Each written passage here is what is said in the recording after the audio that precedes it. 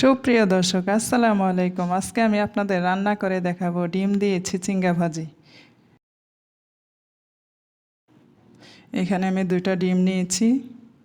ডিমে সামান্য পরিমাণে লবণ দিয়ে নিচ্ছি।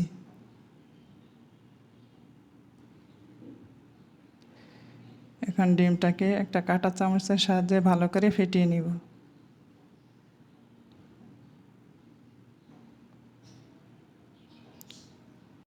এখন চুলাতে একটা প্যান বসিয়ে প্যানে সামান্য পরিমাণের তেল দিয়ে তেলটা গরম হয়ে আসলে এখানে আমি ডিমটা অমলেট করার জন্য ঢেলে দিচ্ছি।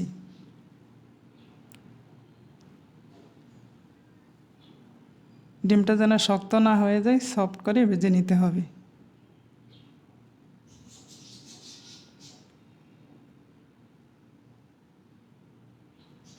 ভেজে নেওয়া হয়ে গেলে আমি এটাকে উঠিয়ে নিব।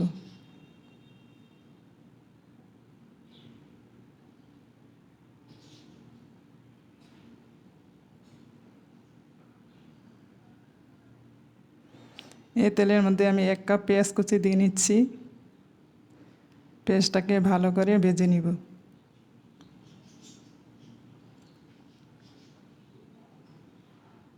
এখানে দিয়ে দিচ্ছি আধা চামচ আদা বাটা, আধা চামচ রসুন বাটা।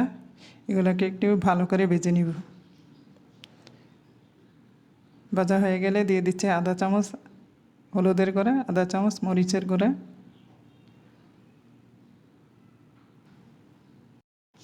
ভাজা হয়ে গেলে দিয়ে দিচ্ছি আধা চামচ ধনিয়ার গুঁড়া। এটাকে একটু ভালো করে ভেজে নিব যাতে পোড়া না লাগে। দিয়ে দিচ্ছি স্বাদ মতো লবণ। এটা একটু ভালো করে ভেজে নিয়ে দিয়ে দিচ্ছি এখানে চিচিঙ্গা কোচানো।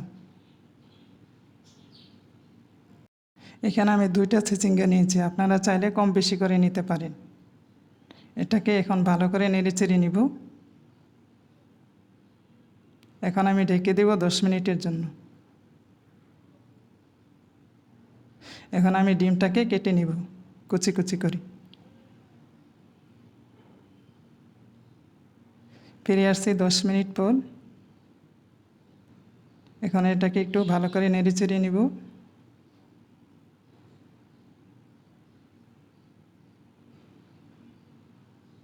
একটু চেক করে নিই যে সিদ্ধ হয়েছে কিনা। সিদ্ধ হয়ে গেছে।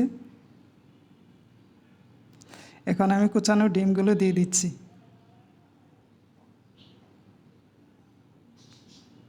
এখন এটাকে একটু ভালো করে নেড়েচেড়ে নিব। ঢেকে দিচ্ছি 5 মিনিটের জন্য। 5 মিনিট পর ফিরে আসছি। এটাকে আবার একটু ভালো করে নেড়েচেড়ে নিব।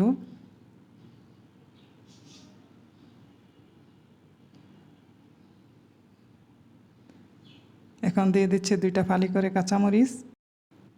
দিয়ে দিচ্ছি ধনিয়া পাতা কুচি। এখন এটাকে একটু নেড়েচেড়ে নিব। এখন দিয়ে দিচ্ছি আধা চামচ জিরার গুঁড়া। আমাদের রেসিপিটি কেমন হয়েছে অবশ্যই কমেন্ট করে জানাবেন। আর নতুন নতুন রেসিপি পেতে অবশ্যই চ্যানেলটিকে সাবস্ক্রাইব করবেন।